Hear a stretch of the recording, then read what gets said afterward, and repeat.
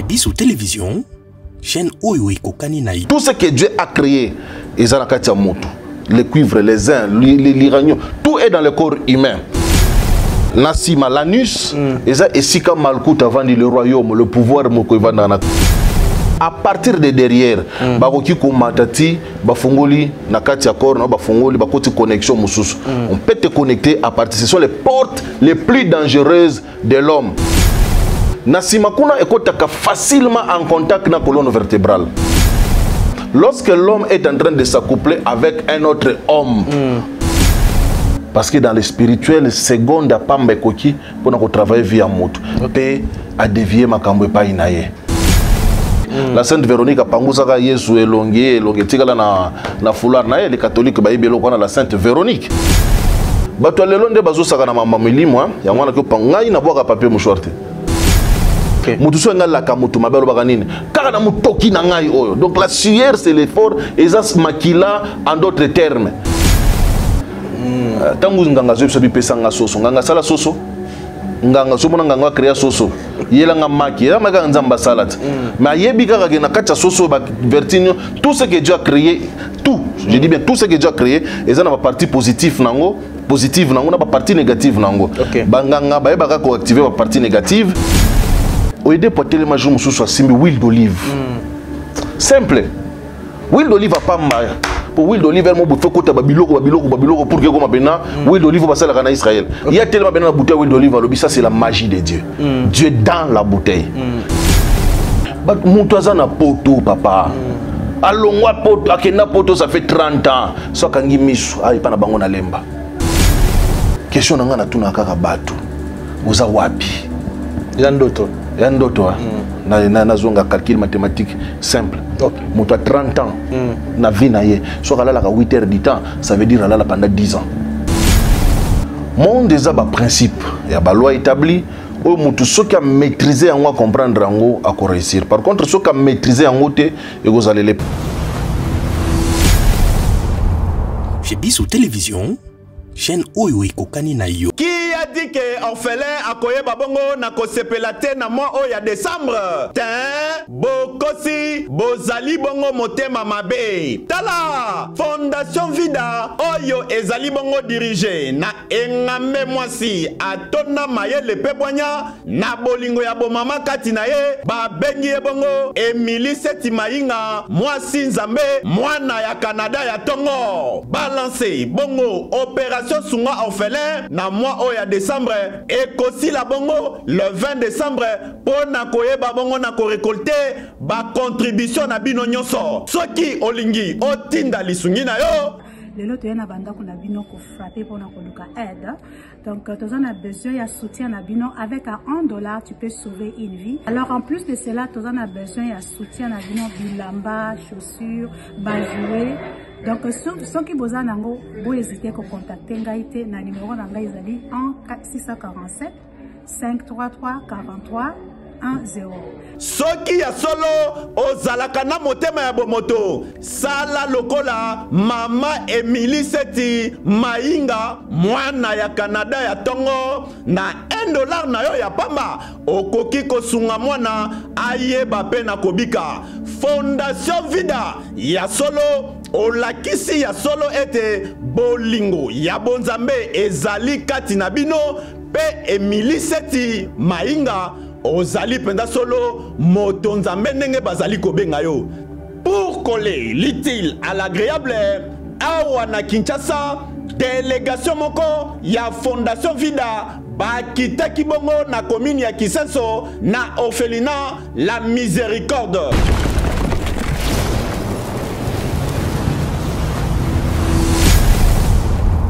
Chez Bissou Télévision, chaîne Oyo Kokani Naï. Vous allez belé beaucoup l'émission de partout na pesi bino mbote. Mbote balanyo c'est chez Bissou TV. Oui malamu na mission na bino réponse à nos questions. Yande ko na pesi moyini nanga mbote, moyini bonjour, moyini nanga bonsoir. Vous allez belé beaucoup la biso na pesi bino mbote. Merci na confiance na chez Bissou Télévision, chaîne Oyo Kokani na yo. Bandeko balandi esengo eza ebele ya koyeba ete boza ebele beaucoup la biso. Merci na babone na biso nyonso oyo ba mesana kota la biso pe ko pesa biso confiance na chaîne Otobaka chez biso télévision chaîne Ekokani na yo. Merci na ba bonne nyonso bozo bakisama se ko bakisama to komi lelo na 129 000 abonnés donc on a quelque chose. Donc comme je dis c'est pas donné à tout le monde. Donc nous avons pambola bino merci na sponsor na biso Jésus Christo. Merci pe na maman Emilie Seti Mainga ye andima ko sunga chez biso télévision pe ko sponsoriser ba émission na biso maman Seti Mainga nzambe ya pambola yo. Merci pe na initiative kitoko zwa ya kolesa ba orphelin balia ba mela balata na décembre oyo okokita yo moko po ete ba orphelin ba sepela balobi sunga orphelin na $1 na yo na numéro ya maman Emilie Seti Mainga topé au tin na numéro oyo za ba M-Pesa topé Airtel Money et kokomela maman Emilie Seti Mainga Mandeko balandi lelo yo tokoloma ba somme na kosenga na bino bozala vraiment scotché mais avant tout je dis un grand merci à ma femme Lydie Mokadi Bandeko balandi tomoni lelo yo makambo ko salama na monde et ko lekela biso tomoni bato minene ya mbongo oyo ba sponsoriser ba musiciens basuka wapi okomona ti ba na niveau ya kokumba wewa na fingi bato wewa te mekasi muto alongwe 1 millionnaire a commune kokumba wewa est-ce que ba musiciens ba bendaka bango ba moto topé bazwa ba étoile na bango tomoni lelo yo pe mingi bakanaka ko sala bakoma basala succès ake ko simba bakisi nganga ebisi sala bo esimbi te mingi pe bakene pa nganga esimba toyebaka te nganga pesaka succès to nzambe komama ke mutu esengeli abonga na vie na ye to pe nganga kosaka bato lelo to robeta masolo etali étoile ya mutu za nini to pe lolenge ni ya ko conserver étoile wango étoile oyo nzambe apesa yo à travers cette émission mesdames messieurs boko découvrir makamba somo parce que biso bato to ko bungisa bilo musu na ignorance to ko yeba te pe ko tanga koyeba kozwa connaissance biso zara te nzamba lingaka boité mais dans la vie aussi pour réussir et c'est un principe pe na lolengi ni ko tamona la vie moto na nzamba na passion boté. Bonjour Papa Chic. Sango nini? Non sango ezate esengo ya koza susu elongo na yo na plateau lelo vraiment. Moto mo esenga suna ya mi na plateau na tuna yo biloko lobaka otangela yango to pezaka connaissance ozango na Bible.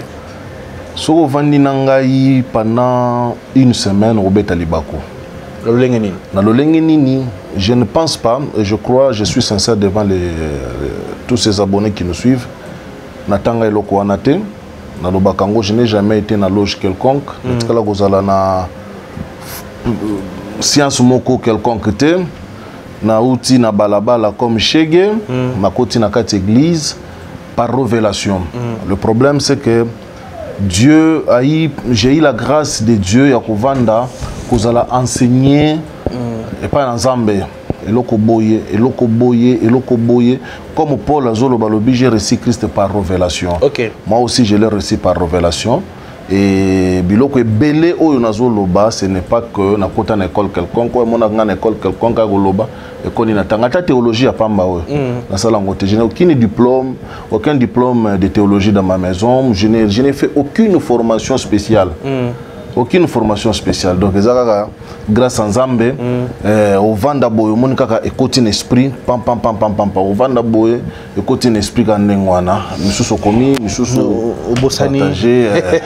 Kasi to sa ne to sala ka to sambela yambo to kota na muzino émission lelo, kama biso na lo sambo.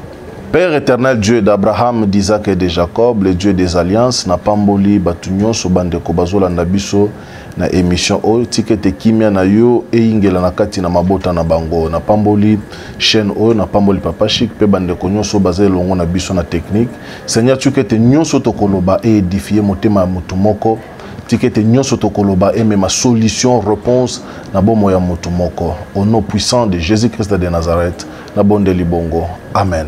Amen. Moto na Nzambe phénomène ni salamaka tant motaki na kosimba kisi. Est-ce que nganga za na pouvoir ya kopesa moto succès ko pesa moto oyo akenda ko lokipana parce que nganga za moto lokwa biso. Phénomène ni salamaka moto ake kozwa kisi pa nganga akompe célèbre akompe na mbongo. Topé itanga makaka moto wana akozala na mbongo na vie na nganga sali kaka ba semblant comme si ye mutapesi. Merci beaucoup. D'emblée, j'ai balayé l'histoire de Bafonganga. Parce que Bafonganga peut bazalaka, escroc bazali. Donc d'emblée, nous balayons d'abord cette partie-là. Ok. Tout solo la banganga, au baza banganga solo penza. Parce qu'il y a de vrais nganga penza. Ok, penza boye, au moni pe makambo. Maintenant, et l'autre chose important, ba makambo na eza ba énergie, ba lumière, ba aura, ba force accompagner à moto na moto. Et banganga ba eba ko déceler yango. Wasa spirit to spirituel makasi aki ko mona à partir ya ba lumière eza ko accompagner yo ko eba soko ko réussir soko ko réussir te. Tal exemple moko simple. Jésus-Christ abota mana no bébé na kati ya crèche, na Marie na kati ya table. Ba mage veut dire magoy, magoy veut dire magicien à partir de mon perse. Okay. Bah tu as les trois mages, les trois grands magiciens, Melchior, Balthazar, l'autre là dans Bossène Combo, Baye, comme on a Jésus-Christ. Qu'est-ce qu'ils disent? Ils disent nous avons vu son étoile et nous sommes venus. Tant que mon étoile royale. Aux hommes Monique étoile il y a Christ ezaki étoile ba prince té ezaki étoile il y a ba ministre té c'était une étoile royale. Notamment bazoko na information précise dans carte Jérusalem où est le roi des Juifs qui vient de naître. Donc étoile déjà il sait définir déjà destin à Mutumobimba avant même que atteindre apogée. Donc on décortique vie à Mutundengwana, on explique qu'il y a un horoscope Babylone. On peut connaître à partir de la lecture, il y a un astro qui accompagner aussi tu peux ou ne pas réussir. Okay. Maintenant si tu peux réussir, bah pistonner yo, bah booster énergie, bah booster bah lumière des akatina yo au réussir. Maintenant ceux qui ont un code d'échec na katina yo, ok okoki ko réussir, te no mona ka mutumso ko miliboma, mutumso qui se simbete tout comme pe, y en a ba étoile bloquée au côté panda kwa nganga babite yo moyen awa to salisa yo ezate mais mutu na mutu ko réussir to ko échouer tanga mara déjà na likolo o ba spirituel surtout ko ki ko décortiquer vie ya mutu à partir ya ba lumière réseau ko accompagner. Mais to moni lelo yo bato mingi to son exemple moko bizarre moi esa parenthèse to moni bato grand o ba yemba et pas ba musicien. Est-ce que un musicien à cause d'appel nguya ko yiba moto étoile pe ko sala yango mutu wana bambani na se bisonyo surtout to vivra en contact avec bato to bendanaka to frotonaka ba énergie na lolenge ni moto tala na exemple mo boko vana na mo sino pendant 10 15 20 30 ba mo bokokani moi c'est bokokani c'est-à-dire ba frottement de étoile ba échange ba lumière ba nini tout ça wana déjà sans qu'ici omona moi ça comme le balola yo omoni moi ça kotika ka boye ba tuna question sans même solo naye a pesi même réponse déjà ko vanda batu bas bébé na ba charge ba benda na ba combien plus forte raison que mutu oyo aza pousser na spiritualité ayebi makambo molimo akoki ko benda yo pe na moto ande to benga na lingala moto wana parce que mutu andora ne tozomo na boye soko matina couche spirituelle liboso tali mutu omona lokola couleur moko bleu moko boye entre na ba poil na ye awa ha mutu couleur liboso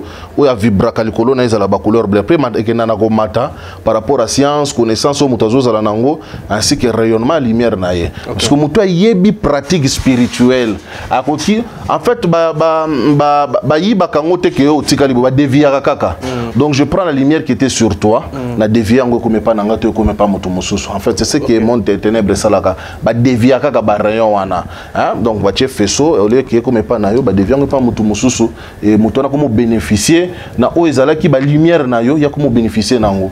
Donc moto spirituel akoki ko ben na moto charge.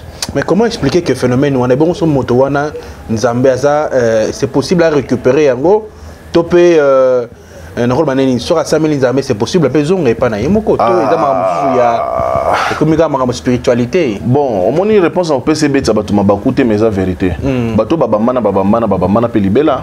Okay. Les pas seulement na muto bambani atelema kuzonga susu gloire wazalaki nango parce que tango bazo benda yo moto bako utiliser yango à une vitesse extraordinaire yo tikali na yo pamba même mutu soka mati akutani pe na ba père spirituel o baza makasi bako ki ko sala pe travail ba annuler loko bandaki ko décharger ye ba rétablir ba lumière tout en sachant et loko na kyo lo bango na sens nini ba bendi yo moto bah se rendre compte que batterie n'a pas mis lobat moyen au travail sur ces athées mais mutu o sko ko linga ko salisa yo na ba service spirituel akozala na besoin tant que pas ben na moto quelque part pour alimenter yo. OK comme ça peli au bandi au sala makamusoso ba sali bongo te eza pasi muto bambani bambi pa pantalon pasuki to ba sala ba constant ba to za ina mbongo ba kweya combien ba telema bakufa mingi nde bakufa vraiment parce que ko recharger mutu et senga kapena ba cérémonie ya solo kuzongisa ye na nzela na ye donc mutu ke panganga teki mabota na ye aye pa na Yesu des fois babota apeka kata pour est-ce que Yesu est incapable de kuzongisa mabota wana to pe makamsu nzamba tala ngwa bi makambo etika na bongo est-ce que babi nzamba za au-dessus de tout comment nzamba wi kuzongisa oyo peut être mutasaki erreur na vite na sepeli l'introduction na yo papa Chico lobi loko moko et choqué ngai eza le principe. Lorsque l'homme ne connaît pas les principes, il est à la merci de n'importe qui et de n'importe quoi. Nzambe oyo ba chrétien ba belelaka. Nzambe oyo ba musulman ala ba musulman ba belelaka. Donc na sepeli l'introduction président Ocholoba awa sur le principe. OK. Monde eza ba principe, ya ba loi établie. Oh, ceux qui ont maîtrisé en comprendre en à réussir. Par contre, ceux qui ont maîtrisé en et vous allez les passer. Dieu est un juge juste. OK. Mutakei côté comme Congo naye volontairement akei côté comme Congo naye akeko luka iloko moko po amata akoma grand. Vous avez asali échange ba pesier. Ce que tant où est kati na Nzambe gloire wana o sozwa ki wana consommer wana bako compenser yango ndenge nini c'est ce qui fait que mona mutu azaki na kati ya mokili na mbongo ya kisi akomi kati na Nzambe a perdre biloko wana parce que souvent Dieu comme juge juste akota ba makambo wana te. Et ça c'est que bateau baza ko travailler na kati ba homme de Dieu ba apôtre ba prophète ba maître spirituel ba guide ba avatar spirituel ne ba koyeba comment est-ce que ba koki ko aider mutu wana de façon que biloko ya zui to biloko o ya teka ki hypothéka en fait côté ka c'est trop dire ko hypothéquer na monde spirituel comment est-ce que ba koki ko sala pour ba arranger en gros. Donc c'est un peu dans ce sens là que ba tu faut pas comprendre mama comme mosusu sinon biloko soki ke pas Satan a des fois récupérer magatin ou récupérer santé na yo mais le finance le physique il faut ozu yango te mais naza mutu na mo mibale oyo na sala constant et pas ba musicien mingi okomona azana ba na orchestre na ye azana ba musicien na ye mais okomona sikoyo président ya mouvement azozo ba ningane mibali na NUS c'est phénomène wana nana yo ka balaba que azaka bango ba étoile. Comment expliquer que étoile ya mutu mususu eva na niveau ya NUS ne peut pas tout pasteur mususu ba lobaka le na jour na plateau est-ce que c'est tout à fait normal c'est pas seulement le musicien c'est un phénomène mondial et bandi pe lelote et bandi depuis la nuit des temps depuis période c'est l'une des raisons au moni Sodome et Gomorrhe ezala qui détruit parce que l'homosexualité ala qui mingi d'ailleurs le mot sodomie vient de Sodome vous comprenez un peu prendre quelqu'un par derrière ba prêtre grec ba Socrate, ba Platon, ba Ariston, ba Kébésias, ba fait tous ces prêtres grecs qu'on a au Yébi, ba ça ba philosophie makasi. Babana ko zala un moment donné na pipi na ye, c'est-à-dire qu'un jeune garçon de 14 à 18 tout au plus 22 ans.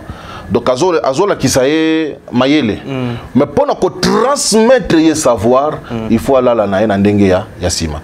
Parce que na kati ya ndenge to kabola kaba monde, na sima l'anus, eza esika malkout avant le royaume, le pouvoir moko va na kati. Bon, faut na moké malkout c'est qui? Malkout, c'est-à-dire que nous avons Koba motonanza. Faut la peuple de Geba yeba. L'anus c'est le royaume. Parce que le monde des ânes, en fait, Dieu a parlé 10 fois. Dieu dans la Bible, il a parlé 10 fois. Les paroles créatrices dans la Genèse, il y a 10 fois. Ce sont les 10 paroles qui ont créé le monde. Comprenez, Dieu a parlé que la terre soit, que la terre née, que les oiseaux soient, ainsi de suite. Dieu a parlé 10 fois. Et 10 fois, ils ont créé les 10 énergies pilotes ou ekambaka mokili. Tous en sagesse, tous en intelligence, tous en na beauté, tout ça. Parce que le royaume n'est eloko yasuka. Parce que l'homme est le microcosme, c'est-à-dire que toute la création de Dieu est vendue dans la moto. Vous comprenez un peu? Donc tout ce que Dieu a créé est dans la moto. Les cuivres, les uns, l'iranium, tout est dans le corps humain.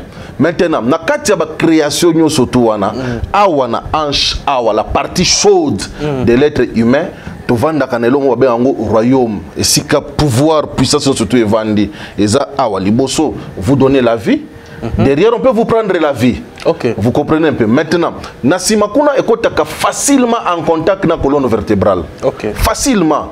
La colonne vertébrale. La colonne vertébrale est mataka ayeko vanda awa. Glande pinéale, afungoli fontanelle, afungoli ba lumière musudoka. À partir de derrière, bakoki ko matati, bafungoli na kati ya corps na bafungoli bakoti connexion mususu. On peut te connecter à partir. Ce sont les portes les plus dangereuses de l'homme. Les 7 portes à la kati ya simakor na ye. Donc maintenant, lorsque l'homme est en train de s'accoupler avec un autre homme, il te prend comme une femme.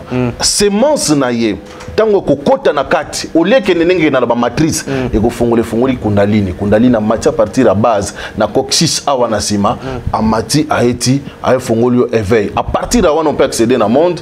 Tout ça, na fongo la parenthèse et plutôt kanga.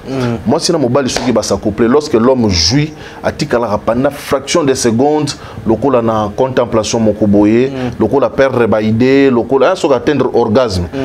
Pendant fraction de secondes, on a ba monde fongo maka. Ba oyo baza spirit. Yango na place pe ba iba ba simsusu ba étoile. O s'accoupler na mutu moko aza grand spirit, tango aza ko jouir, aza ko atteindre orgasme. Monde zo fongo ama. À ce moment-là, muta kanisa ke lokote, muta perdaka, akomi na béatitude, na contemplation mokoboy. À partir de là, muta za spirit, akoki ko pénétrer parce que dans le spirituel, seconde à pamba koki pour travailler via moto. Pe à dévier makambo pa inaye. Vous comprenez un peu, c'est toute une science. C'est ça que oya bato salité ozomona, tout ça peut-être ba hormones féminines et belé dans zoto naye akomi ko développer qui pédé, mais non, il y a toute une science où evandi likolo nini on a le pouvoir par l'anus. C'est toute une science on va expliquer à bato. Et tout spirituel négatif à travers Nabilo Kandengwana. Vous comprenez un peu. Donc à partir de là, à Kofongolaka Kundalini, l'énergie où Evan Nakanako, au moins une colonne vertébrale, ça va nyoka colonne vertébrale.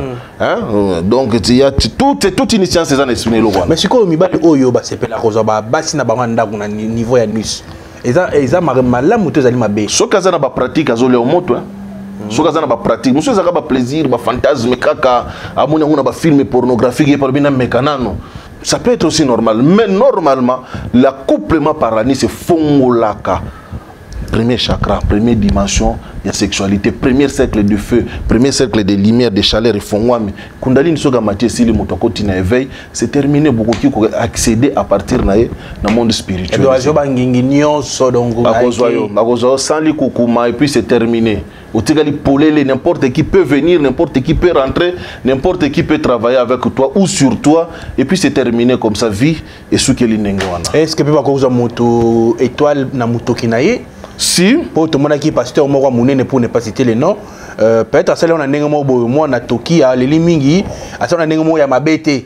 Na ndenge mo kimia bato ba komo ba keno azwa ki mutu ngenge tango pangusi mouchoir et azui ngenge nyonso. Alors yo pe le bikeno ba ko bena mutu pe ngenge à travers mutoki. Et ça phénomène na lo lenge nini. C'est que ba papier mouchoir to sela na banzela to bois kaka, et ça aussi peut être très dangereux. Ko sela papier mouchoir au bois ki na nzela et na kala je me rappelle les aki mouchoir ma pangusa cha zone na poche. Et puis so tali batata kala ba sela mouchoir tilelo. Bisonné ba jeune amicolo yo to c'est la rara papier mouchoir au boaki. Conséquences ces alignés. Merci beaucoup. Je commencerai par dire na qui histoire wana ndenge bato bazoloba. Mais je ne crois pas que babé diengenge parce que l'autre le père il est déjà un grand. Bien que na spiritualité la guerre des esprits à la kaka, on a toujours besoin d'un esprit baya tout ça. Et je ne pense pas que babé diengenge mais ça tamsusu. Mon interprétation qui nous zangwana. Geste nyonso et qui cause la paix vrai. Tout comme cause la paix faux. Vous comprenez un peu mais la plus grande question sera est-ce que à ben ngenge on a pas ça là ngoni parce qu'il est déjà boyé. Mais est-il que et ça les maka. Donc que ça na podium boyo transpirer, ba travailler lokomoko, ba travailler mouchoir, ba travailler elamba. Erka ba pango si yo boyé. Et si les catholiques basent en histoire de Sainte Véronique, la Sainte Véronique a pangusaka Yesu elongue tika na foulard na les catholiques ba ibelo kona la Sainte Véronique. Vous comprenez? Donc ça dit que tout qui data musikate. Nengo vanda kiti boso ko télémi scientifique ya sola kwa ko prélever added awat. Akoyeba ke no mutavanda ka wa papa chic. Bakozwa baena banini tout ça ba prélever oyo zana kiti wana te motiki ba empreinte na kati ya kiti wana tout ce que nous touchons tout ça na ba empreinte na biso c'est pour dire tout simplement que effectivement Tokyo la tenelamba énergie ko kende Tokyo simsa na eloko bo ekoki ko memayo énergie pe ekei ba poudre ka ko mona pe bo emema pe ba to ba énergie ozo ba sero ba bima ba bi no ba sangisa na ba poudre te parce que akoki ko zo pe moto kaka na eloko mo ndenge wana et puis ce moto ndenge wana c'est terminé pour toi. C'est terminé. Mais si c'est mon père qui va bien en plein podium, pangusa mouchoir boy, ngenge sila tilelo, makelele, baningenge vida, bon chanteur, bon ténoriste, mais ngenge sala. Et si la kaka loko wana. Donc il faut être prudent dans la vie na kataba biloko tozo manipuler bo. Ba mouchoir, ba to lelonde bazo saka na mama milimo, ya wana ko pangai na boka papier mouchoir te. Okay. Quand je finis, je le mets dans ma poche. On a combien d'années on a pas encore problème ou bien parce que je sais que tant on a toka mutoki, non seulement ils a sel tout ça, mais il y a mon ADN, ils ont empreinte na ngai na katiwana. Donc mutakoki kutra à combien plus forte raison ma belle a pambonyati so ba lokoti ba koki ko bomayo. Singa elamba na yo a pamba ba koki ko bomayo parce que ils ont comporté ba empreinte na yo. À combien plus forte raison mutoki bimé et nous savons que mutoki ya mutunyo surtout za la makila. La preuve en étant où ça motobi pesanga 10 000 pesanga 5 000 pesanga ni mbongo mutu pesa qu'il faut za mbongo tokele yangote mutu so ngala ka mutu mabelo bakanini kaka na mutoki na ngai oyo donc la sueur c'est l'effort et ça makila en d'autres termes donc on peut prendre ça pe ba détruire via mutu mbala moko pendengwana mais le lengeni ya ko protéger kasi étoile il faut mutu a se comporter le lengeni ni pe sengeli aza le lengeni pour être à préserver to pe abattre la étoile na eto ngenge na ye. Bas service élémentaire ezali, ça je crois que l'église n'est pas encore prête à recevoir ce genre d'enseignement. Mais nous avons bandelo moko simple tout simplement pour dire que déjà ertola ka mutu tout so ga lali atolali na chambre climatisée la na tongo transpirer. C'est-à-dire que nous avons et dégager le monde ngwana. Ata brosaki na minuit tango longa na tongo c'est-à-dire munoko sali solo. Pourquoi? C'est-à-dire que le corps est dégagé kabani ni moboy. Babiloko wana nyo surtout écrit akaba obstacle na ba lumière mutu. La première des choses ko sokola ka mai oyo nan. C'est très important parce que l'eau ne nettoie pas seulement le corps physique, l'eau nettoie aussi notre corps, notre deuxième couche du corps. Et puis ça yo fraîcheur et puis ça yo lumière. Maintenant, on appelle ça cadeau bonus na ba bandeko. Au moins ba mungo to sali la mungo waka mungo. Au senti bena que no ane na tambola na balabala na tagi mo mai moko boye, tamsu basokola ki ngumu tombasu, tamsu ba mai mo ba malchance, ba mai ba boka na balabala. Ukomo senti mo ba mikusa mo ba ni dozo ka mungo ba grossel wana. Tchana kata mai sala bena yo.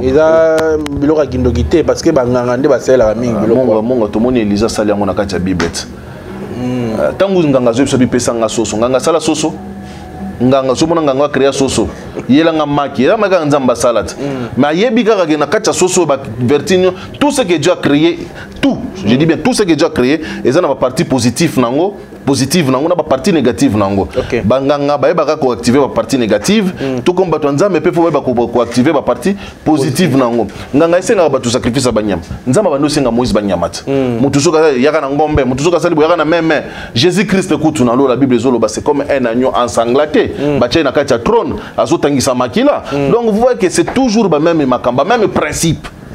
Il faut maintenant qu'il y ait un principe en Zambé, un principe à Satan, une entité, une force qui nous a réveillé dans le Moussala. Donc, mais c'est comme si chrétien, Bilo Rebele chaparaillé. Papa, père Nabiso, Balingagi Bisote. Père spirituel, Balingagi Église, pour deux raisons. Première raison, ils avaient peur, ils croyaient que ceux qui le télémis, c'était là. Papa chic. Au aider pour télémis, je me suis dit, huile d'olive. Simple. Huile d'olive a pas mal. Pour huile d'olive, elle m'a bouffé côté babiloko pour que comme maintenant huile d'olive va passer à Israël. Il y a tellement de bouteille huile d'olive, ça c'est la magie de Dieu. Dieu est dans la bouteille. Mais le bango baba anglophone et les kanango. Tellement kaka pas na biso. Oui ça bango que non bouteille ça magie en Zambie. Déjà moi kaka magie à pamba. Le problème avec nous, pasteurs francophones, nous sommes habités par la peur de mots. Nous avons initiation à l'informatique. Avant si ordinateur, il faut initier l'informatique. Il y a une église que non, je vais faire l'initiation. Très bien. Avant d'ina apôtre na yenyoso tout batanga Jean chapitre 13 si ma mémoire ne me fait pas défaut. Avant d'ina apôtre na yenyoso tout Bible zolo baboy. Il ôta ses vêtements. Tangwa ôter ba vêtements na etel ningini. Il ôta ses vêtements. A ôter ba vêtements etel ningini. Il prit un linge, il se saint abando sokola bango makolo. Dans ma la mort dit bon sur le makolo. Non, ce qui Bible ça le Bible total le roi. Il ôta ses vêtements. Et puis il linge à salini. Azmi zipi après bando sokola bango makolo. Le Christ. Aux hommes va cérémonie ningwana. Batanga ngo kaka lavement des pieds. Le temps de service à lavement des pieds. Le Christ n'a pas commencé par laver d'abord les pieds. Il a commencé par ôter ses vêtements. Il faut ce que spirit va vendre ça va expliquer yo. Les spirituels ôter ses vêtements zanini. Donc on l'a bilamba ni. Atikala ineni. Donc c'est que va passer mususu ba saka to na lobé loroté papa. Ngai na lobé loroté. Na ebiso kaka ki. Na vidéo moko bo passer mo boye azo kata bato ba suki ese. Azo purifier. Mais il y a des abus dans beaucoup de choses. Il y a des abus dans la spiritualité. Les abus locaux, au vu et aussi de tout le monde. Les abus locaux, les loyaux, Satan a profité d'un abus pour créer une incrédulité. Au moins, tout le monde a créé un miracle à l'okuta. Tout ça, c'est quoi? Pour créer un mais là, on a reçu la spiritualité est très complexe. Trop même complexe. Moutuloko la Ézéchiel, na kati na Bible, le prophète Ézéchiel. Le prophète Ézéchiel a baba. Aloba kaka kasoki nzamba pese message. Son nzamba pese message te Ézéchiel ne parlait pas. Abanola la likola ba kaka. C'est Ézéchiel o batotanga Ézéchiel. Abanola la likola ba kaka ministère Ézéchiel ezaki likola ba kaka. Ndeni likola ba kaka. Mais nzamba pese recommandation. Ala la likola. Ala la likola nye. Il ouvrait la bouche que lorsque l'ainsi dit l'Éternel vient. Le prophète tout ça le prophète Bogar, prophète Mokobo, papa pose un prophète attend les lois, prophète Android, un prophète non zamba zui sanga kombo na yoshik ndé makama nengwana. Ozomo na ngwa tokomika na babilo nengwana razimu to bapoa la salam. Ayembi ata makambo wana te. Okotuna lobike me entité nini na poa levandaka. Parce que chaque organe ya nzoto mutu eza gérer na esprit moko quelconque lisu minu. Okyoki depanga nga biso singa singo lino bato basala diamant na mbujima ba yebi.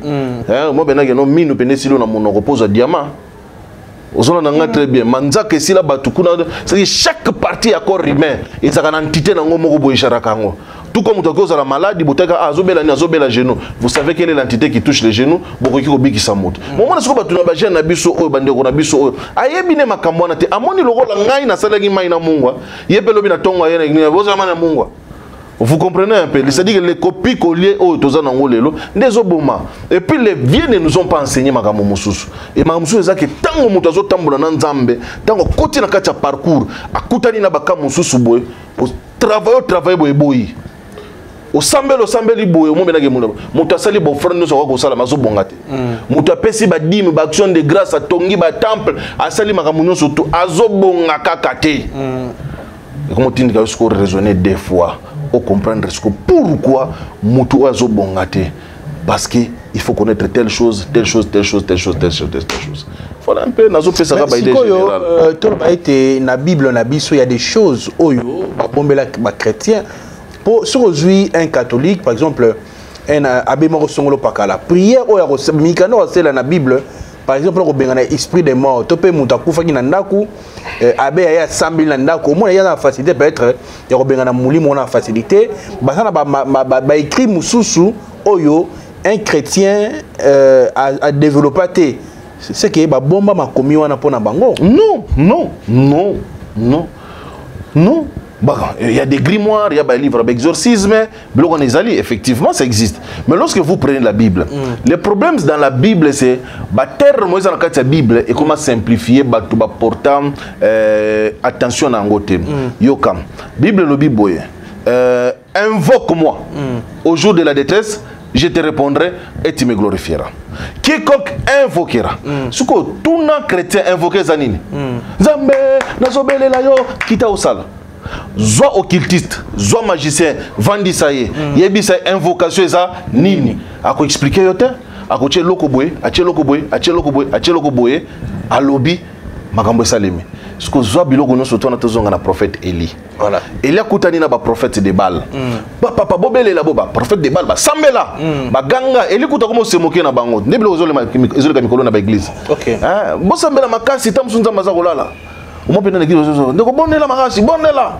Ozo bondela tende ko bondela. Ndebiloko Élie bando ba prophète de Baal. So Élie tourne na koki. Élie n'a pas fait beaucoup de bruit. La Bible zoloba que lorsque l'air il y a présentation offrande de Koki, mais il y a une introduction, une explication. Lorsque l'air, il y a présentation offrande de Koki, donc il y a une heure précise. Donc Élie n'a pas fait la prière n'importe quelle heure. Il y a une heure, on a expliqué en soit 3h, 6h, 9h, 12h, 15h, 18h, 21h. Heure on est Koki. Élie à réunir, à détruire un hôtel à Batouana. Deuxième chose, à rebâtir l'hôtel. À Zosambela Karate. À poser les 12 hôtels à l'objet, c'est comme ça qu'on t'appellera les dieux d'Israël, à rétablir hôtel nano. À bandika ko sambelate. À l'objet, bon creuser tout autour de l'hôtel, bah creuser. Bah tiens 12 criches d'eau, bah sopi le colo bah koni. Azo sambela kakate. On réunit d'abord les éléments avant de faire les invocations. Après si tu vas pousser na pembeni nangai. L'unité, l'union. Que l'on sache aujourd'hui à Israël, ça c'est l'invocation. Que tu es Dieu et que je suis le seul à se présenter.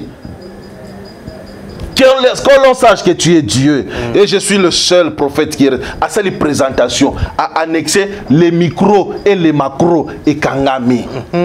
Moto Salinine et Kiti. Rabelle la moto Eli. Parce que le préalable est vandité. Est-ce que les chrétiens devraient encore enseigner Marambo Yoto et Kotiga la Rarabon? Apparemment, Marambo Roloba, na Maramba chrétien, Bisoto Yebi particulièrement, c'est un peu différent. Et Nabandi va tout se faire au monopégo, tenga à moi moqué. Maman m'a expliqué, bien rapidement, pendant tout na yo, maman a expliqué, est-ce que tu expliques Nazan de Konayo? Vous avez occultiste été? Naseki makasi. N'engna lobanini.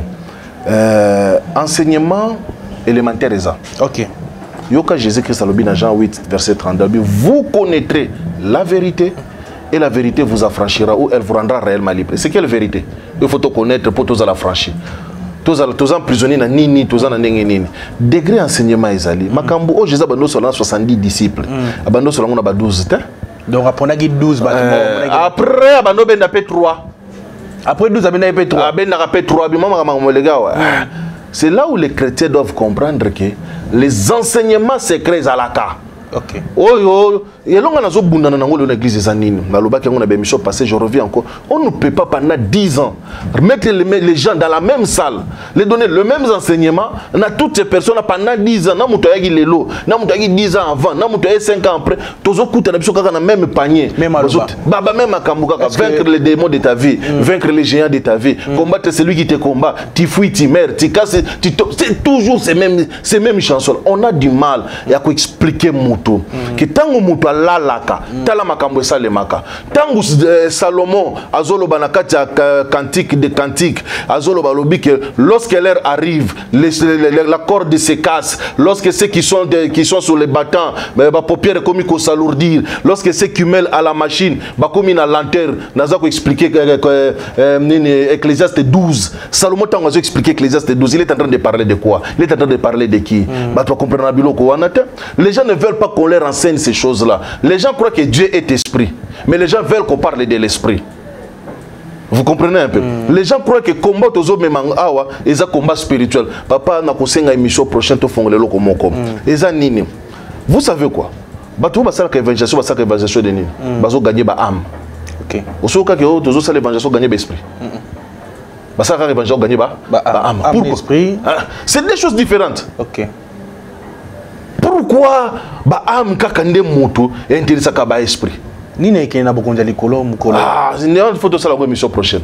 wana nga mo pena na sengi o ya manga pena to vandele loko wana pour te aider ba chrétien ba comprendre makambo wana parce que les chrétiens d'aujourd'hui ba mutu azana poto papa alongwa poto akenda poto ça fait 30 ans so kangi misu ai pana bango na lemba akangi misu azana leki na kufa na 1985 to na 2021 question na nga na tuna kaka batu uza wapi yandoto na zonga calcul mathématique simple. Mutu a 30 ans na vie na ye so kala la 8 heures du temps ça veut dire alala pendant 10 ans. Mutu a 30 ans so kala la pendant 8 heures du temps na vie na ye ça veut dire qu'il a 10 ans vie na ye na kati pongi. On néglige pas le sommeil. So za na 60 ans ça veut dire 20 ans vie na yo le kisango na pongi so kala la 8 heures bon so la 10 heures so la 12 heures du temps. On a vu na yo ne to boye so na 50 ans to la kati ya vie na yo le kana pongi. Tika boye. Le sais que oui maman boy obligé écoute singa oui maman on a évité un tour sur banane banane pour comprendre le loco de on a 50 ans c'est là 20 ans en pongi sur là 8 heures sur là 8 heures de 20 ans mo bola no pongi on a la pongi té parce que partie non mo ko faut la mukaka to ça na deux astres soleil na lune soleil ne air to ça na air solaire nde biso to zo mona nat so ki lune pe bimi ba corps linéaire pe ça to lali bandoki non corps solaire ilali corps linéaire la moki bandoki ba comme coopérer bata butu ba comme salat yo peta ko butu ko kana corps linéaire na yo il faut ça ce qu'on lo sala corps solaire ezana poto corps linéaire na yo ezana Afrique. Ce corps linéaire m'a pesa qui influence parce que c'est la ligne qui influence la Terre. Par exemple, moi, je suis au Canada. Je suis au Canada. Non, c'est très profond. Donc, il faut expliquer Moutou. Peut que Luka moyen, bonjour Gisaye, corps naie, ba corps naizala, et si kamoko, batona ba souffraka. Ako bana musala na façon à perdre musala à comprendre te. Batou bazo mona passi parce que tout simplement on n'a pas pu correctement côté ya bango ce qu'il faudrait pour que bazo réellement ba liberté. Tango bandi boy, c'est de la magie. On moni makamu satan na sala na ba pasteur hein. À côté ba tu ba peur moko boy. Moni soki muta bandi biloko c'est un magicien. Botala est bien. On a pratiquant. Papa, la Bible dit c'est lui qui croit qui met ces choses en pratique, qui n'est pas pratiquant. Voilà, on est arrivé à la fin de cette émission, mesdames, messieurs. On a parlé de point ici. Donc, il faut Zazara na Chebiso Télévision. Au fond, on a battu Miss. Donc, on a retenu une émission à Lelo. Kaborona ya Pungi. Donc, entre-temps, on a calculé les bandits. Mot de la fin pour cette émission d'aujourd'hui. Merci beaucoup, Papa Chic. Je suis heureux. J'ai béni Batu Oyo Bazo Senga, qui est tout ça la belle émission. Ça veut dire que soit fait comme Nzamba Pambola Bango. Nous sommes en train de. En fait, la faute ce n'est pas à vous. C'est moi aussi. Les temps, ils ont perturbé moi mingi. Mais je suis en train de promettre que je vais faire de mon mieux pour que tout me cas. Et ça, c'est mince. À un moment donné, tu vas comprendre. Pour moi, je suis content. Je suis béni, le ciel. Et béni. Que Dieu leur bénisse. Bon, bah, ça n'a pas de problème, bah, n'a pas de difficulté, bah, n'a pas de situation. Zamba yo ki la bango mawa. À côté la bango bitumba wana bunde la bango balonga. Zamba pesa biso kimia. Bah, nous sommes pratiquement la communauté francophone, tous pratiquement la seule communauté au monde, tous a émergé. Parce que nous tuons nos propres prophètes, nous tuons nos propres révélateurs. Le moutaine loko ole bacha soutien ole banini babandika ka ko étouffer. Message oyo na vanda nango na Nigeria, na vanda nango na banglophone. C'est terminé. C'est terminé. Et puis, tu me qui en français. Bon, ça peut être en lingala, tu sais en français. Je reçu plus de 4 appels. Où il y a tout ça, ma émission en français. Tu élargir juste décision. Tu penses pas à Bango. On a un message pour Nayo. Moi, français, ils allaient d'accord. Moi, français, numéro de téléphone, ils allaient plus 243 97 111 58 79. Donc 097 111 58 79. Je sais que ça la tour est. Merci beaucoup. Merci beaucoup. C'est moi qui vous remercie. Voilà, mesdames, messieurs, on a CPL parce que l'émission Lelo, il s'aligne bien. On a découvert Maramou Belé, Papa Chris Zouangaï parce que on a aussi cette émission. Voilà, merci beaucoup. Merci beaucoup à tous nos abonnés de Chebiso Télévision. Merci aussi à tout parce que nous avons confiance dans Moussala qui tourne autour de la Rabino. Nous pouvons faire des vidéos, on a vu sur la page, nous avons pas de ce qu'on a besoin, il y a un loco, c'est un gars, hein? Merci beaucoup à Chris derrière la caméra. Merci à Elias du côté réalisation, Didich Motsolo. Merci beaucoup à notre sponsor Jésus-Christ. Merci à maman Émilie Seti Maïnga depuis Canada pour l'initiative. Il y a chez Bisso Télévision, sponsorisé chez Bisso Télévision, merci Naba partenaire Nios Oyoba soutenir chez Bisso Télévision, OP Bobenga Bisso, bon continue toujours Bobenga Bisso Nzambe Pambola Bino. Merci P na ba OP Balinga Bisso Tetopé Sibino Mbote. Moto Nios Alinga soutenir ONG Vida numéro ezaliwana bobengi mama Emilie Seti Maïnga Djumé na epé ezaliwana bobengi po otina $1 na parce que décembre eza d'ici là. Merci na pasteur de la foi na ndenge pe akotaki makambo $1 oyo nzamba pambola papa. Merci beaucoup à ma femme Lydie Moukadi. Merci à tous nos abonnés, 129 000 abonnés. Toko linga toko ça 200 000 toko 1 million d'abonnés et ça biso bien. Bande négocier ça zongi tokuta na lobby. Bye bye. Chez Bissou Télévision, chaîne Oyo Ekokani na yo. Qui a dit que orphelin a koye babongo na kosepelate na mois oya décembre? Tin, bokosi, bozali bongo motema mabe. Tala, Fondation Vida, oyo ezali bongo dirigé na engame mwasi atona maye lepe bonya na bolingo ya bomama kati na ye babengi ye bongo Emilie Seti Maïnga mwasi nzambe mwana ya Canada ya tongo balance bongo opération sunga orphelin na mois oya décembre ekosi la bongo le 20 décembre pour na koyeba bongo na ko récolter ba contribution na bino nyonso soki olingi otinda lisungi na yo. Lelo toyena banda kuna bino ko frapper pour na koluka aide. Donc tu as besoin de soutien na bino avec $1 tu peux sauver une vie. Alors en plus de cela tu as besoin de soutien na bino bilamba, chaussures, jouets.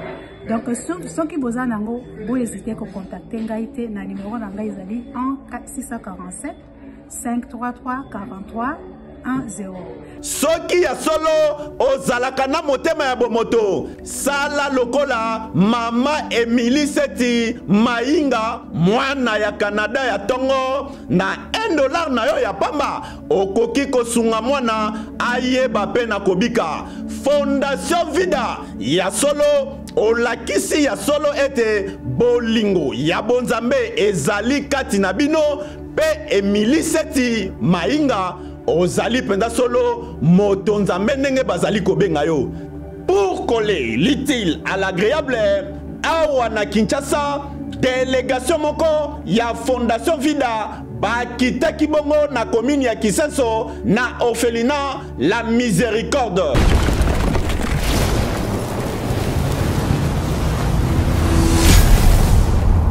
Chez Bissou Télévision, chaîne Oyo Ekokani na yo. Bozali ebele bokota l'émission de partout na pesi bino mbote. Mbote bala nyonso ya chez Bisso TV, oui malamu na mission na bino réponse à nos questions. Yande ko na bino. Na pesi moyini nanga mbote, moyini bonjour, moyini nanga bonsoir.